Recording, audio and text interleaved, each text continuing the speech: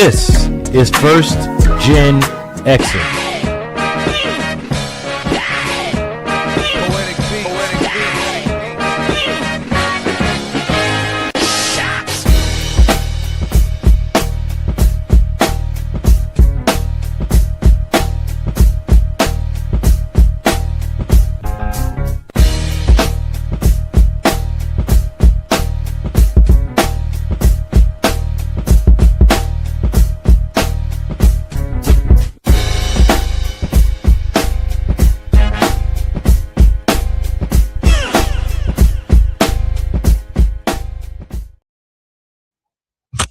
What is up? What is up? What is up, world? Hey, what's up, Sasha Leo 9? Happy Father's Day. It is gladly accepted. Thank you for the shout out. And happy Father's Day to all the fathers out there. Welcome to today's episode of The Classroom, featuring today, me. O'Malley may join us later, but for right now, it's just me. So we were going to start out talking a little bit about some NFL, or not NFL, but the NBA Finals and the New York Knicks winning. But I kind of went over all of that last week. Here she is. Awesome. So welcome to the stage and to the show, the one and only Miss O'Malley. Hey, sorry, ADHD is a thing. For sure. All right. So now I was just about to say we were going to skip over this, but let's go ahead and dig into it anyway. Let's start out with talking about the New York Knicks completing the 4-1 gentleman sweep of the San Antonio Spurs, Victor Wembanyama and company, to win their first title in 53 years. Why don't you go ahead and kick us off with your thoughts on the Knicks finals victory? Well, I'm glad that they won because Wemby should have been suspended for a game. Yeah. I mean, we all know I said Knicks in 6, but Knicks in 5 works just as well. So, well, for me, it was like this. It wasn't necessarily the fact that the Knicks won the title. That was that was icing on the cake. It was how they did it. Yeah. And at least 3 of the games, they came back from halftime deficits to come out on top, including the NBA record 29-point deficit that they overcame to win, I believe it was game 4. Right.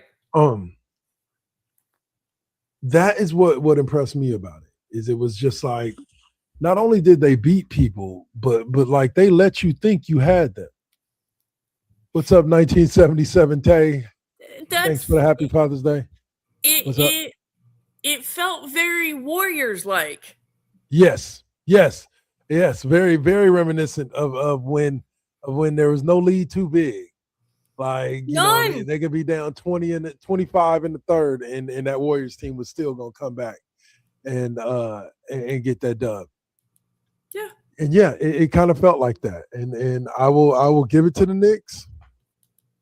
Like, remember, I think we said it a couple of weeks ago during their run against the Cavs. It just felt like one of those years. Like, yeah. Like, like for the Knicks, like after everything clicked, after going down 2-1 against Atlanta, it just felt like, okay, it doesn't matter. I still stand by the fact that I think if they face Oklahoma City, it's a better series than it was against the Spurs. But I still think there's a good chance the Knicks come out on top of that regardless. It just felt like it was their year. Yeah. Definitely. So what do we think of Jalen Brunson now? Like, is he still underrated? Finals MVP? Like, he's about to get paid? Well, I mean, I think that part of it is, first of all, being underrated isn't a bad thing. Right. It's not. Like, it means you have talent and people just don't see it. That's all. Because here's the thing: Steph was underrated until he wasn't. Mm-hmm. so I think some of it with Brunson has more to do with his demeanor and charisma, or maybe lack thereof from him. He's very, he reminds me a bit of Kawhi that way. They're very even, not overly excitable. You can't really tell how he's feeling in the moment, kind of thing. But that doesn't, and I think players like that often do tend to be underrated because they're not flashy. They're not out there. They're not all of that, but he's clutch when he needs to be clutch. He carries the team when he needs to. He got finals MVP out of a whole ass team that honestly several players could have picked that up. OG Anunoby could have gotten it. Cat could have gotten it. So, and I would agree with you 100%. Underrated. Here's the problem what I have when using the word underrated with people like Jalen Brunson. Okay, so I'm not going to sit here and claim that I heard anybody else claim that the Knicks were going to win a title when they signed Jalen Brunson, or that he was even going to be a key peg to it, right? But I can say this: cornerstone player, right? But he did come to New York with a lot of fanfare. There were a lot of people happy about the fact that the Knicks signed Jalen Brunson based off of what he had done alongside Luka in Dallas. And so to say underrated, I think that if you want to say in regards to anybody expecting him to do what he did here, no. Yeah, or yes, I think he is underrated. But in regards to his actual talent, no, I think people have always given him his respect dating back to his days in Dallas. And like, he may have been a second round pick, but but it was when he came into the league, he did what he needed to do to kind of show off and show everybody who Jalen Brunson is and what Jalen Brunson can do. So congratulations to the Knicks. We're going to move a little bit forward and take a look at the draft order for this Tuesday's NBA draft, which should be rather interesting. We got Washington picking at 1, Utah at 2, Memphis at 3, Chicago at 4, the Clippers via the Pacers. Wonder which trade that was. Via the Pacers with the number 5 pick. Brooklyn with 6, Sac with 7, Atlanta via New Orleans with the 8th pick, Dallas with the 9th pick, and Milwaukee with the number 10. And then the Warriors start out at number 11, starting out the next block 11 to 30. Of course, with I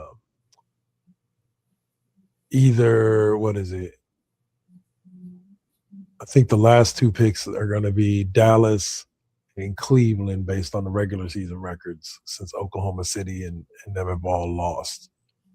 So, all right. But anyway, this is going to be an interesting draft. I think that there's a lot of intrigue in that top 5, that Washington, Utah, Memphis, Chicago, and the Clippers, because there's some good players out there. And the Washington Wizards picking at number 1 is not a surprise to anybody. Don't get it twisted. Like, I didn't realize that Trae Young, after he got traded there, did not play but like maybe 1 or 2 games and then sat out for the rest of the season.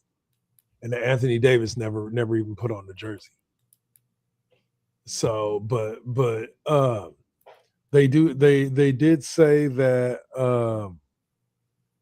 who was it? They did say that Trae Young is planning to sign a massive extension with the Wizards. So he will most likely be their starting point guard. And they said Anthony Davis could be in talks with them. So your thoughts on Washington and kind of, can they pull this off and do anything? Because like Davis, I don't know. I don't think he's going to be that guy that's going to give you 70 games a year, 70 plus games a year anymore. 60 if you're lucky, and he doesn't get hurt somewhere along the way. And Trae Young, again, John Wall tried to carry that Washington team and couldn't. I don't know if Trae Young's built any different. What are your thoughts? I don't think so.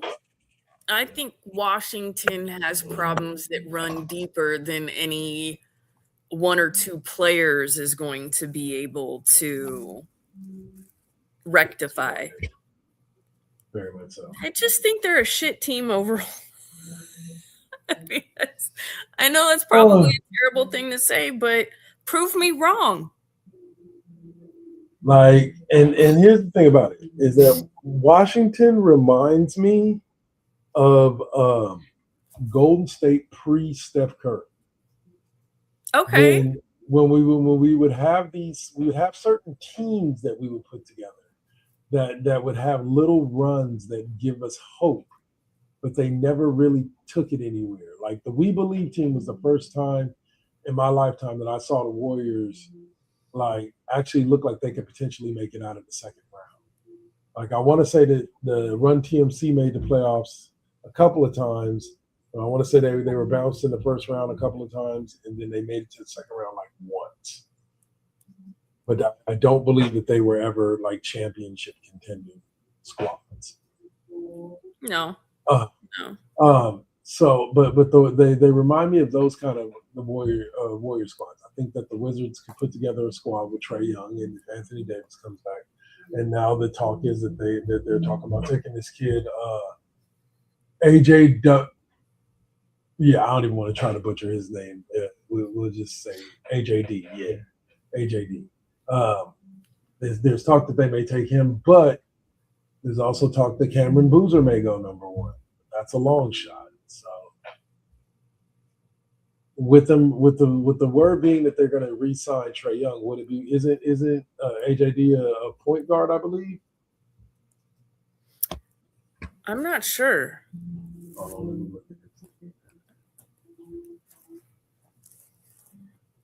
It just says he's a basketball player. Just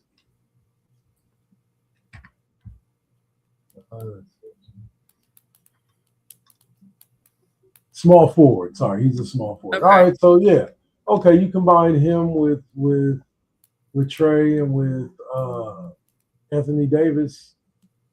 I could see it being a good thing, but he's still young. He's still got a lot of growing to do, as they say. You know,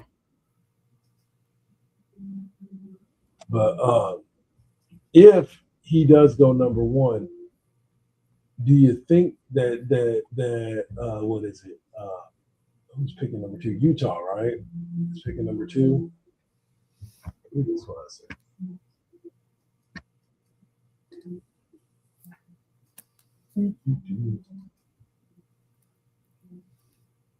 Yeah, Utah's picking number two. So did they go Boozer? I believe his dad, Carlos, is in the front office of the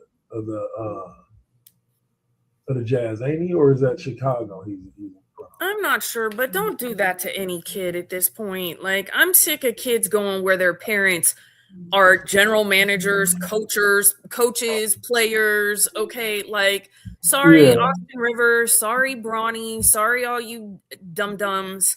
But it doesn't bode well for them, and no one tends to take them seriously within that organization anyways. Yes, 100%. Especially the people who have managed to see them since they were kids. It's like, yeah, all right, PB. All right, PB.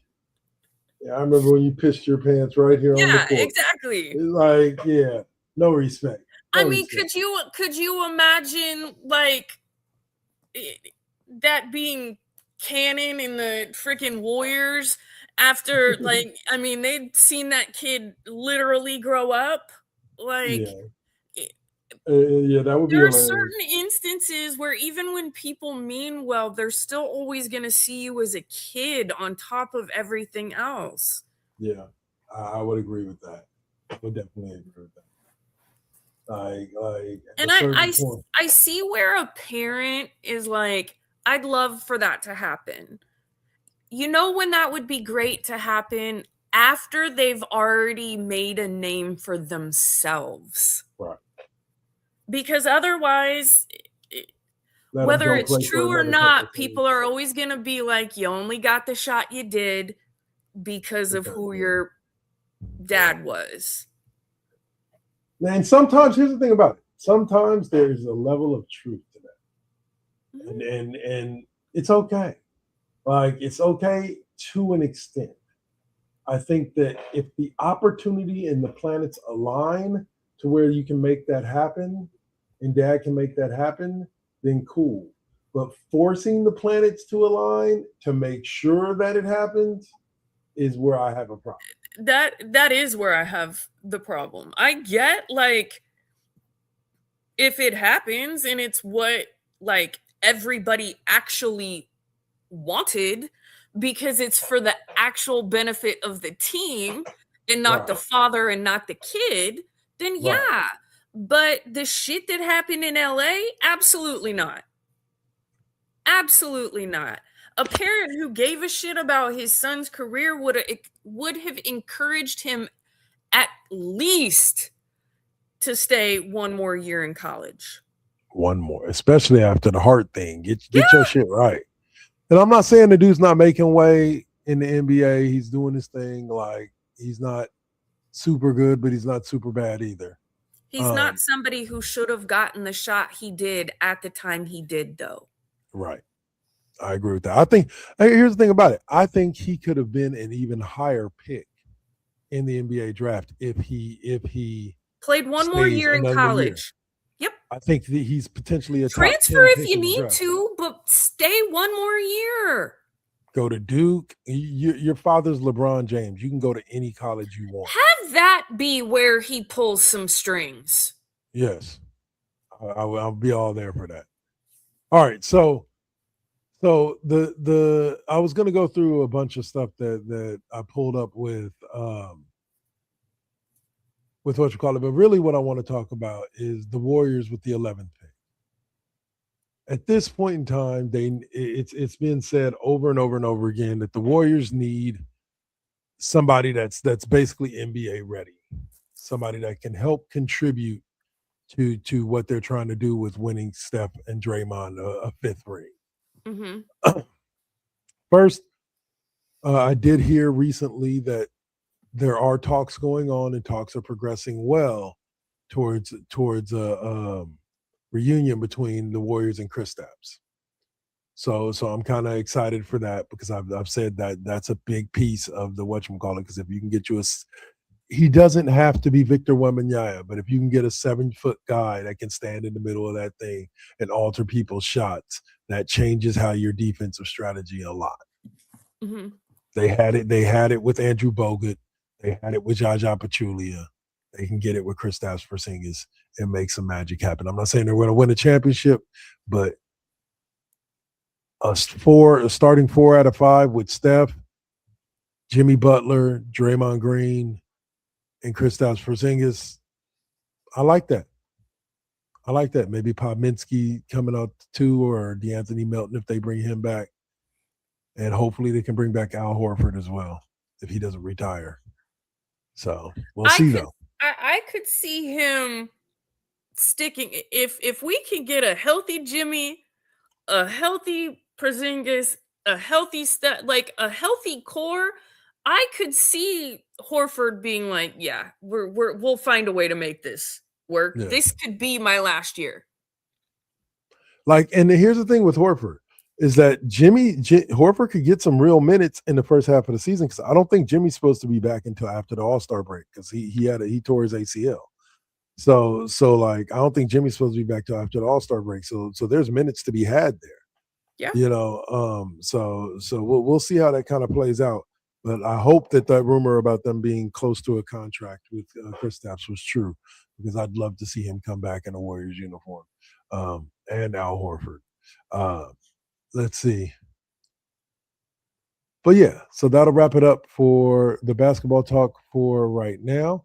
We're going to go on ahead and take a quick 5-minute break, and we'll be back with the second half of the show, which will be talking about some stuff from the NFL. Where is it? Oh, some NFL offseason storylines, contracts, etc. and also the FIFA World Cup. We're going to dive on into that, what the U.S. has done recently. Yeah, it's been fun to watch. I can definitely say that. It has been 100% been fun to watch. You're watching The Classroom right here on First GenXers Presents Radio Network and, not Radio Network, Broadcast Network. But you'll be listening to us on the radio network, so either way. Peace. Potato.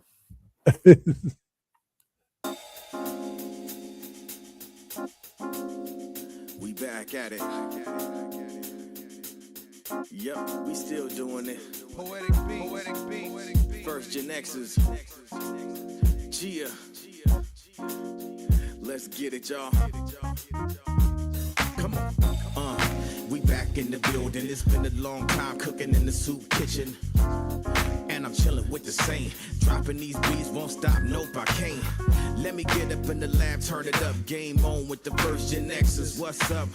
Let's flip on the switch or the Xbox and get up in my zone, I'm clowning. Let me clear my throat for a minute. Shout out to my folks while I'm in it. It ain't nothing but love, it's babe business. I really don't know what's who ain't feeling this. And this is only the beginning. Now versus then, this is something for the chillin'.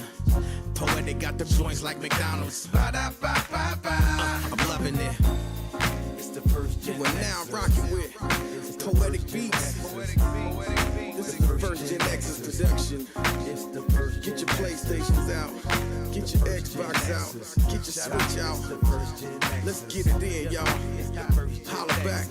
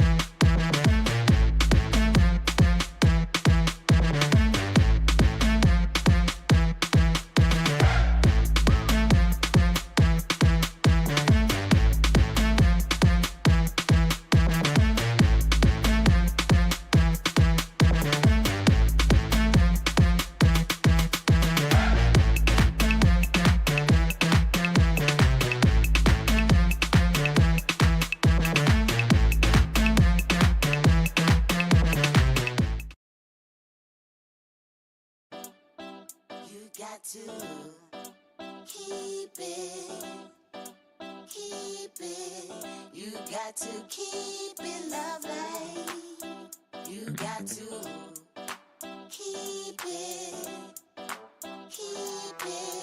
You got to keep it lovely. Success comes right after the struggle. I ain't even giving up on whatever I wanted. The tragedies I've seen, I can't even stomach. Most of y'all weak as shit and would've started running. Every time I make it back to the crib, I'm thankful the Most High let me see all of it. Grateful I'm lovely, and I've been real with this. Please don't judge me. I'ma stay on my shit. I'ma keep a grind mode.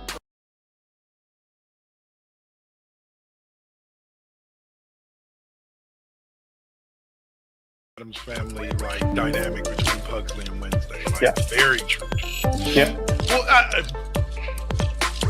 always temper this because I think I did not like the receiving caution tagline. I've also seen what Chase Center looks like when the Valkyries are fucking playing. So fuck all of you, because Chase Center is packed no matter what's going on.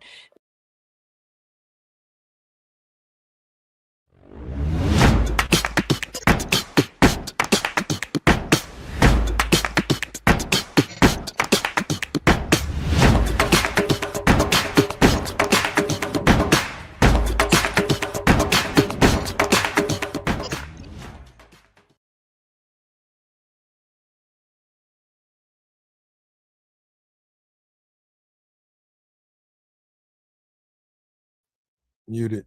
There we go. Yep. Muted. We're I got on mute. it. I did it. I won. I understand. No. All right. So I promised y'all after the break we would talk about some NFL offseason probably get through this pretty quickly. Not much going on compared to the last time, which was that we talked about which is still the biggest news of the offseason, Myles Garrett being traded to the Los Angeles Rams to go alongside Trent McDuffie and others that they've added to that defense to try to help them beat Seattle. Let's see. The big news from this week is the Tennessee Titans got their anchor with defensive tackle Jeffrey Simmons, locking him down to a new historic record-shattering 3-year, $105 million contract extension that includes $100 million in guarantees. Elevates him to an average annual value contract of $35.27 million, completely resetting the market for interior defensive linemen and surpassing the previous record held by Chris Jones. Wow. Okay. Robert Saleh said, look, I like this kid. I like what this kid can do. And we bringing him home. We keeping him home.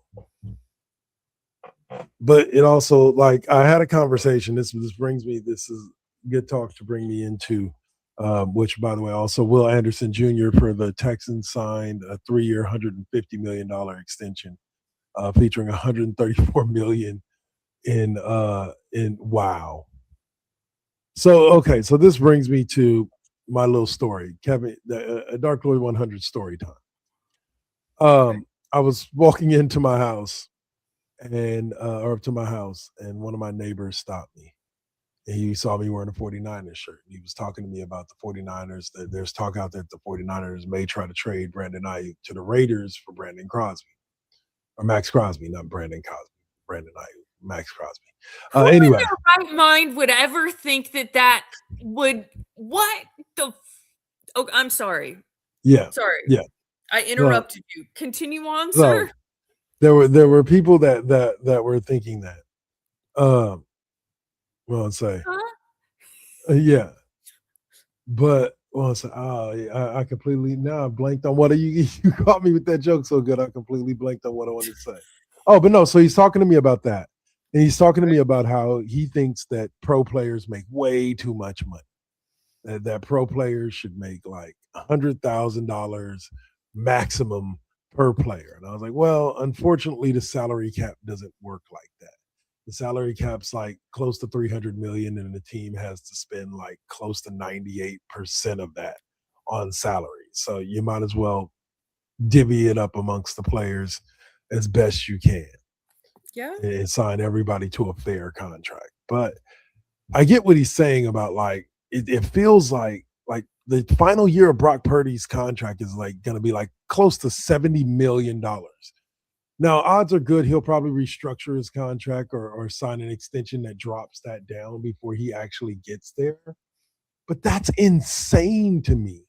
Thinking like when I was a kid, football players like were complaining that they couldn't get 25, like the top guys, like the top 5 or 6 guys were making 25 million a year, 20 million, 15 million a year.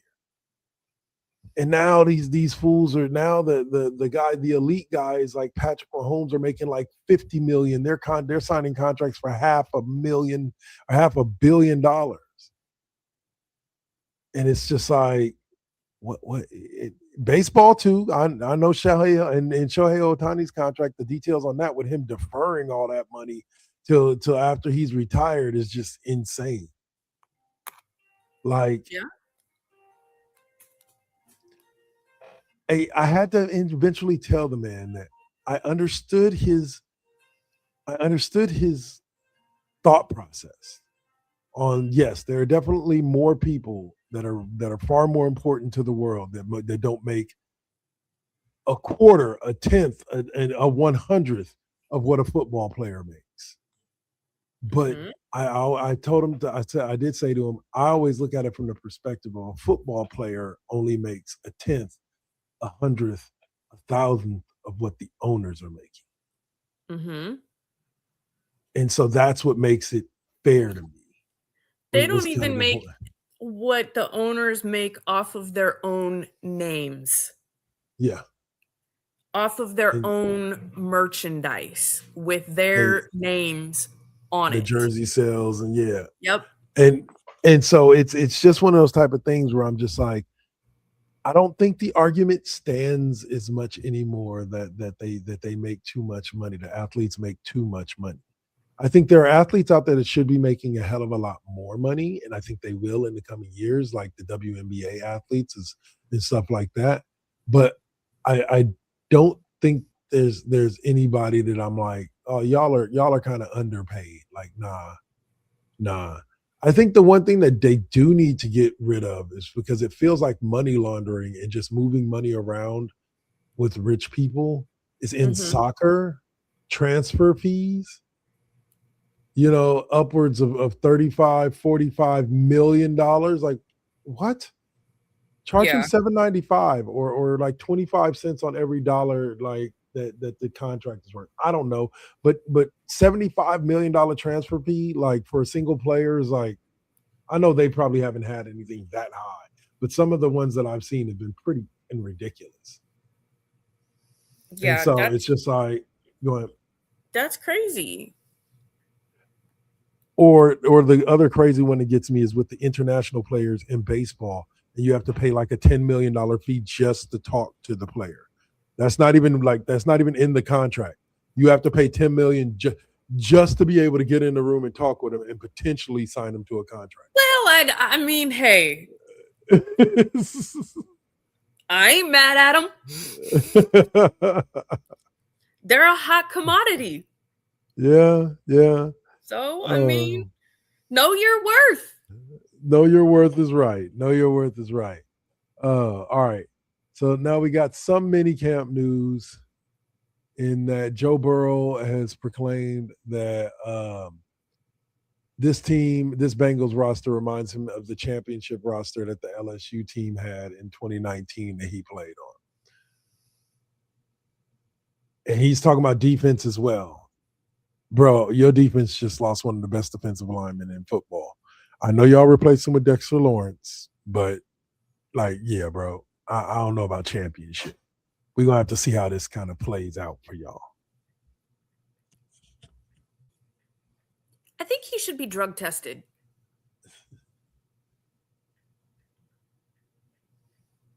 Because that sounds like, sir, what are you on? Oh, man. All right, Joe, don't get me wrong. I know with you back, that offense is about to be better than it was last year. Yeah. But I don't know about – I don't know if you're better than Kansas City. I don't know if you're better than New England. I don't know if you're better than Buffalo. You're going to have to go out there and prove it, bro. I don't even think you're better than Baltimore within your own division. You are better than Pittsburgh, though. You are better than Pittsburgh. That doesn't take much. Let's see. Oh, and now did you hear that there's supposedly a QB battle in Cleveland between Shador and Deshaun Watson? Yeah, right. I mean, everything that I've been hearing is that Shador is expected to be the one that starts the beginning of the season.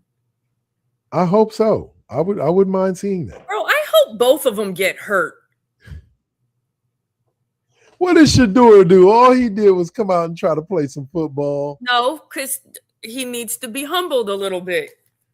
And I mean, and it's nothing against the kid, but this is where his character will be shown. This is where character can and will be built if he allows 100%.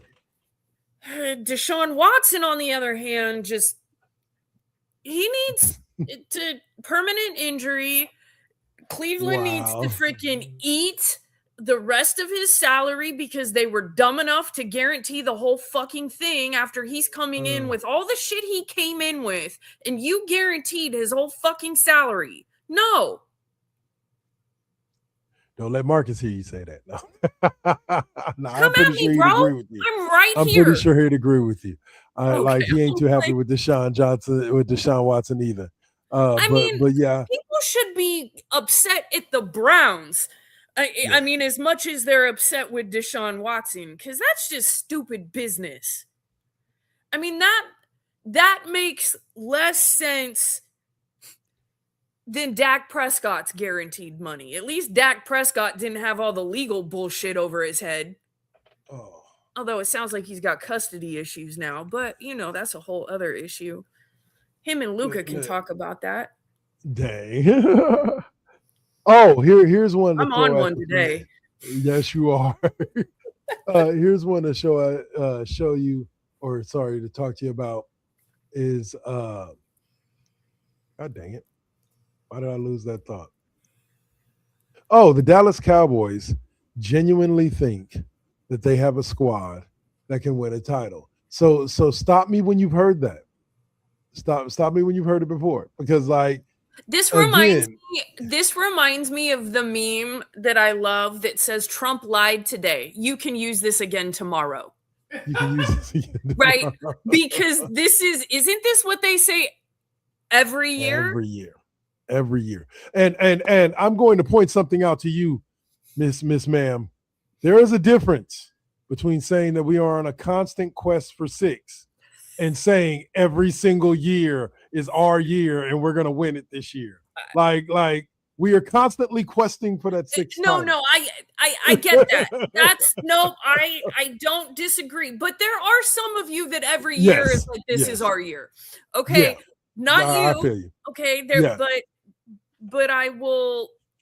Yes, that is very different than. But there are like-minded Niner fans that are like those like-minded Cowboys fans, right? Yes, and I laugh at them. Yes, the same way. I appreciate your love for your team and your delusions. Okay?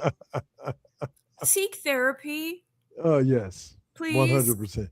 Because here's the thing about it. I have been guilty of getting hyped late in the season when the Niners have been playing well going into the playoffs and getting hyped and thinking like this might be the year where we actually break through. But that's I don't an appropriate time to feel that way. Right. I'm like, well, your second preseason game and we're winning it all this year. Did you see the way Dak threw that ball? Like, it's like we went undefeated in preseason. It's that's Raiders fans. Yeah. But here's the problem. You know who I blame for people having that kind of belief is Peyton Manning. And the reason why I blame Peyton Manning, the reason why I blame Peyton Manning is because Peyton Manning for like 5 out of 7 seasons went 0-3 in the preseason, and his team won like 12 games that year and went to the playoffs and like almost made a Super Bowl. I believe one year he actually did win a Super Bowl. And so people began to think that, oh, well, if he doesn't do well, he gets in. But if we do well in the preseason, maybe that'll carry over. And it's like, no. Most, I can guarantee you, if you go 3-0 in the postseason or in the preseason, most of your damage was done when second tier and third tier players that were probably not even going to be on the teams that you were playing against, were playing. Well, and before this new whatever they're doing, it used to be, I want to see what you do in game 3. Game 3 of the preseason is usually the only one that shows any glimmer of what anybody is going to do, because that tends to be the game that the most of the actual players are in. Yep. And that's normally the game where starters at minimum play till halftime, if not into the third quarter. So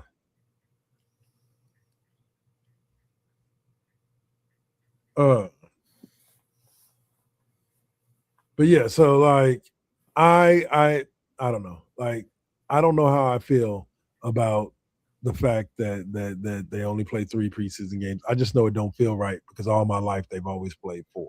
I know. And the fourth one was normally where the guys who we knew were on borderline that they may or may not get a shot. It's the ones where they're trying to sew up the 53-man roster. What's up, Saint? He said today is definitely not the day for fuckery.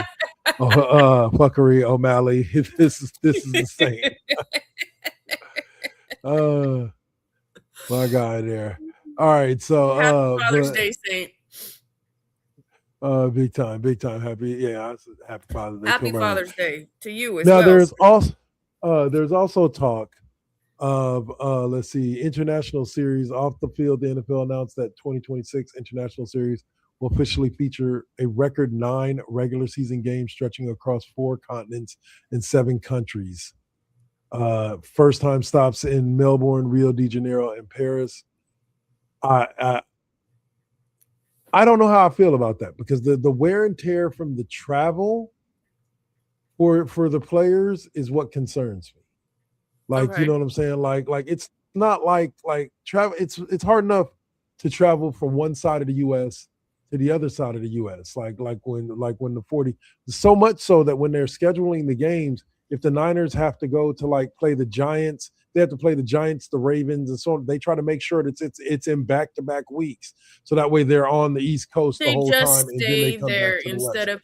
And I mean, I remember that used to be a big thing. Like that used to be the thing. How many miles is your team traveling, even just within the first few weeks or the last few weeks? It makes a huge difference. I think that wear and tear on players. I don't know, but I do notice, and I will say this: the bravo to the NFL. They were smart enough to put a lot of the out of country games early in the season. Like there aren't many of the Germany and all of that games later in the season. It's primarily in the beginning of the season. So yeah.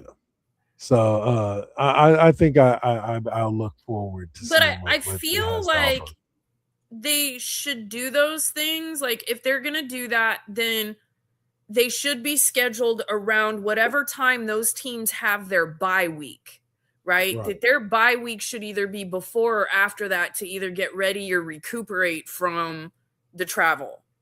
Yeah. Yeah. And I think because effectively, like it should be one game per like sequence of teams, and the game should come right before both teams' bye weeks. So that way they can have like basically 2 weeks. They can fly out there, have a week to adjust, play the game, fly back, and have a week to adjust back to being stateside before they have to play their next game. Yeah. To me, that would be the best way to handle it. But all right. So next thing up we will be talking about is the FIFA World Cup. And I thought you were about ready to say a Lafufu, and I was like, why are we talking about Labubu and Lafufu on here? No. Like, we don't talk about him. Human creatures. We only mention him once, and that's at the end of the show, and you'll handle that. Okay, my bad. My bad. But no, the U.S. men's team without Christian Pulisic is his name, have managed to win both their games. I think they have one more game against the team that they really should be able to just handle with the way that they've been playing to finish up 3-0 and win their group for the first time, I want to say ever, potentially, or for the first time in a long while. So I don't know. Is this a team that we could potentially see go deep into the knockout stage, or is this one of those teams that's just going to get there and then end up getting toppled by one of the powerhouses like a Germany or a Japan or a Mexico, something like that? Viva la Mexico. Viva la Mexico. I can't say who I'm cheering for right now because that's probably not very popular for some people. But I'm cheering for 2 countries, neither of which are the United States. Boo. No. Women will be a different story, but like I've always, first of all, our women's soccer team usually is better than our men's soccer team anyways. Maybe not this year, but 100%. But due to the political climate right now, I'm cheering for a couple other teams, not trying to be un-American, but I also don't agree with what's going on in this country right now. So, and I appreciate I appreciate the safe harbor that other countries have given to certain teams who currently do not feel safe inside of this country. I think that that's sad, but I appreciate for the other countries for stepping up. Yes, Sorry, not trying to turn this political, but there is always a little bit of politics in sports. I don't give a shit what anybody world said. sports. Absolutely. Especially world sports. Yes, it is the stage for people to stand up on. Yeah. I want to say, but here's where I will go. Where I will go with this. I was sent a video earlier today by Mr. Suave, a TikTok video. All right. Hey, what's up, Po Politicking 760? Thanks for tapping in, bro. Want to say, I hear politicking and my brain goes straight to freaking prison, folks. Well, I'll say, but Swap sent me this video of the members of the Dominican or the DR Congo team coming into the World Cup. Yeah, the Congolese team coming into and them bad boys came in. I'm talking about full on leopard printed in luggage, fucking coming in like like Prince Joffrey from Coming to America with the big. I wish I could get a picture of it, but like he sent it to me and it was just gone, boys, with your bad selves, looking sharp. Let me see if I can find the images of it. Hold on.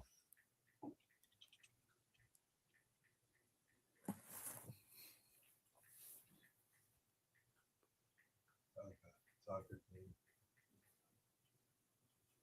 Yeah, there we go. What happened?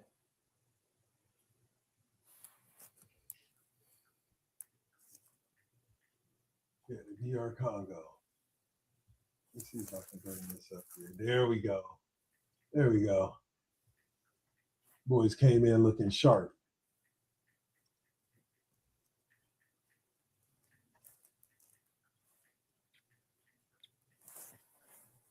Won't let me blow it up to full size, but there you go. These guys over here, they came in looking sharp as hell. Ooh, go home to themselves. Look at them. I feel a little updated Coming to America going on here. Yeah. It gives that like it's the 2026 vibe. I Yes, love it. Yes, Love it. Yes, I am here for it. I love it. yes. Democratic Republic of Congo. Love it. Yes. They styling. And Love so it. they show people how to show up for real in the World Cup. They ain't winning many games. I love it. From what I've heard. And you know them women from New Jersey be loving that too, because they out there in the leopard print and shit. Oh, here's what's funny. Suave sent it to me and then texted me talking about check out the comments on this. And one was this woman, and she shared a gif of some woman running through the wood or running through like a grassy knoll, like hella fast towards it. She's like, I'm bringing the roses. I'm on my way. I love it. I love it. Oh man. It's something that every World Cup that I've ever heard about or watched or actually tuned into has brought something of some kind of memorable moment for me to walk away from. Like I tell people, it's funny. I've always paid attention to the World Cup throughout the years, on and off. But I really started tuning in when I worked at Buffalo Wild Wings, because that's when we started having fans of other national teams come in. And I wasn't just surrounded by fans of the U.S. team. I was surrounded by German fans. I was surrounded by Mexican fans. I was surrounded by Spanish fans. I was surrounded by all these different people and everybody having a good time watching the game. Nobody really getting drunk, or some people did get drunk, but nobody really got into fights. Nobody really was going at it. It was all in good fun. And it was just such a positive vibe around the whole situation that it kind of tuned me into the World Cup, not to mention the fact that at the time I was a guest experience captain. So I kind of got to MC the whole experience for everybody at Buffalo. And so like, I tune in. I've managed to watch it, to keep track of these last couple of games, because I am not paying for a Fox subscription in order to be able to watch the games. I'm good. Kiss my ass. But in general, the World Cup is going well. And then just a quick shout out to the Carolina Hurricanes on winning their second Stanley Cup in their team's history over the Las Vegas Golden Knights. Me and Suave are still jealous because the Golden Knights are the example of what can happen with an expansion team when they're built properly. I want to say they've already won 1 or 2 Stanley Cups, haven't they? I know they won at least one. No, They've only been around 5 or 6 years.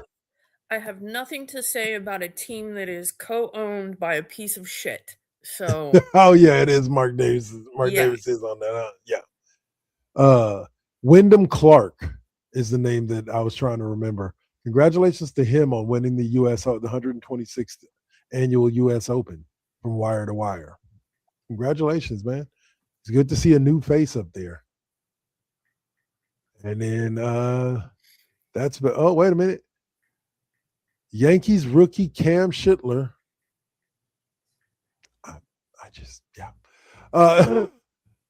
Made franchise history by becoming the youngest pitcher to record 13 strikeouts with 0 walks and a dominant 5-0 shutout versus the Reds. That's the last thing the goddamn Yankees need is a fucking pitching phenom. Why can't the Yankees just be bad for a little bit? They still won't win the World Series. They likely won't even go back to the World Series this year. So just chill, because they don't do it the same way that. And here's the weird thing, because we've talked about this, is that nobody has talked shit about what the Yankees used to do with their team, but now everybody's talking shit about the Dodgers for what they're doing with their team, right? The difference being now, the Dodgers just do it better. It's kind of like the Kevin Durant versus LeBron James move. Yeah. Kevin Durant just did it better. Yeah. Sorry, guys. Yeah. So, all right. So we're going to close out on that note and tell people. I feel like that's a really good place to say fuck Lufufu, LeBron. Bring it to us. Fuck LeBron. There you go. And your Lufufu ass. We can't end the show without it. Nope, can't. Doesn't matter if it's basketball season anymore or not. Summer League's about to start here soon, so it still works. Yeah. And as long as he is being talked about, I can say fuck him. And another reason why O'Malley would want to say that is there has been talks that the Warriors are the second option if Lufufu cannot re-sign with the Lakers. Even though I have heard counter reports. This is how I understand how people go postal. Well, but I have heard counter reports that Kawhi Leonard is trading for Kawhi Leonard is the Warriors' first choice if they have their choice over trying to sign LeBron James. Okay, now that I could live with. Yeah. But I've also heard them trying to freaking bring in fucking what's his face to Giannis to the Lakers. Y'all don't have enough money for that shit. Not just the money, they don't have enough assets to do that. They would literally have to give up like Luka, Austin Reeves, and a couple of other players in order to get Giannis. So they're not getting Giannis. They can just let that go. No. So on that sad note of Lakers fans, wish Duel was here to defend him, but he doesn't come anymore. Oh well. He took his bat and ball and went home. Yeah, I noticed. It's okay. He's always welcome back. You do. Yeah. So all right, y'all. We will see y'all next week. Thank you, O'Malley, for joining me again this week. Happy Father's Day to all the fathers out there. Happy Father's Day to you. Hope you guys enjoyed it, sir. Thank you. And I'm about to make my daughter get in there and make me a cake. I've been telling her to make me a cake for Father's Day. That's all I want. It's a cake. Okay. What kind of cake? Lemon cake. Ooh, I like lemon cake. All right. Okay. Tell her to get on that. All right. Yeah. All right, y'all. Stay up, stay real, and we'll stay with it. Peace. Bang, bang, bang, bang, bang, bang, bang, bang, bang, bang.